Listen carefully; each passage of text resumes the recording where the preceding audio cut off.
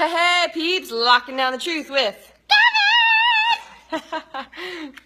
me over here, Sky and Marci. And just wanted to share something that I thought was, it's super powerful in learning how to create anything that you want.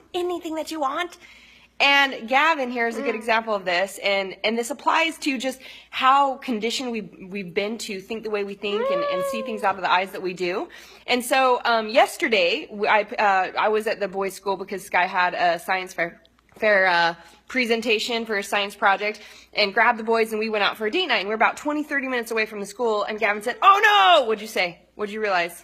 I left my book! He left his book that I was supposed to finish this weekend, yeah, so my teacher gave me a few more days to finish it because it was a book report, and so I don't think she would give me any more. Anyways, his whole, "Oh no, I left my book," and we were already, 30 minutes away and going on to our plans. So I'm like, cool, what do we get to create as a solution? We messaged his teacher, said, it might be a possibility to try to pick it up this weekend or see if the school's open, etc. And he was kind of stressing about it. And he's like, "Mom, what if? And I said, first off, in anything that shows up, we just get to go, what is possible? So when we said, well, what else could be possible? Because we hadn't heard back from his teacher, Skylar, because our mind went, well, what else can we create? What else can we try? I was thinking, we'll just get to be up front and real with the teacher and be like, well, this is what happened. What else is possible? What else can we create? And Skylar suggested, what?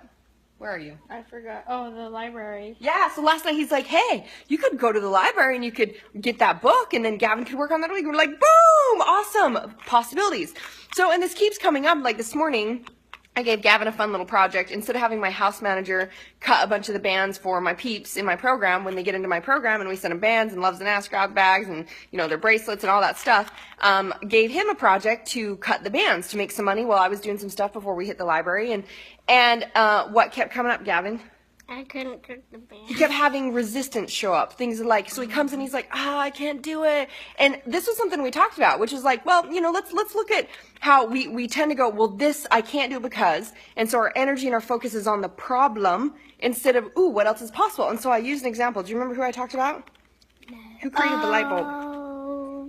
Einstein created the light bulb, and I don't know if it's 1,000 or 1,001. There's always argumentation around that, but it was like, hey, let's look at like what we have, because every single time he tried and it didn't work, he saw it as like, ooh, what else could I try? And it's excitement, curiosity, wonderment, which is faith energy, creation energy.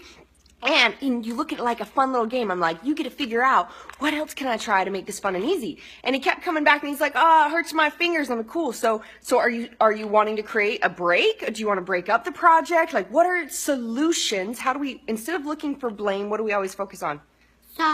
Solution. So I even had suggested, I'm like, hey, what if you get your bro in on this project and you say, I'm more than happy to pay you guys this amount. We can renegotiate. If you get your brother in on the project, did you have something you want to add to it? Einstein didn't make the light bulb. Yes, he did. No, he didn't. What are you talking about? Who did then? I don't know, but it's Einstein. No, it's not. We'll talk about this later.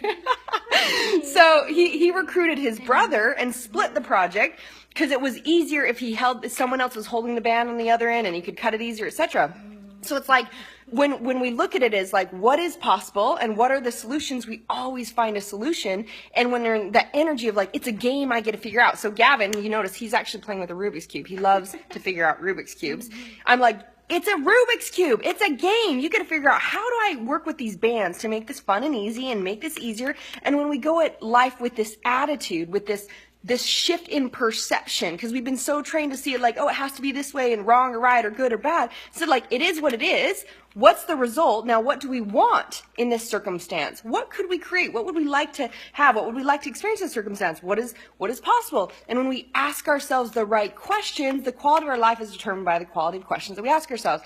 So when we ask the questions like, what is possible? Skylar thought, oh, you could get a book from the library, which we're going to go grab, right? And be able to work on. And they created getting their project done and earning some money. And life just gets to be easy when you choose fun and easy. But when you choose it to be hard and you look at the problem, I think it was, I'm trying to remember who it was, because, you're going to call me out on this stuff, that said, when, I think it was Henry Ford, he said, when obstacles appear when you take your eyes off the goal. So when we look at the problem and the obstacle, that's what we see, instead of looking for the goal and the solution. So, this is Marci and Gather! And telling you that the power of choice is yours. What else? Choose your best. That's right.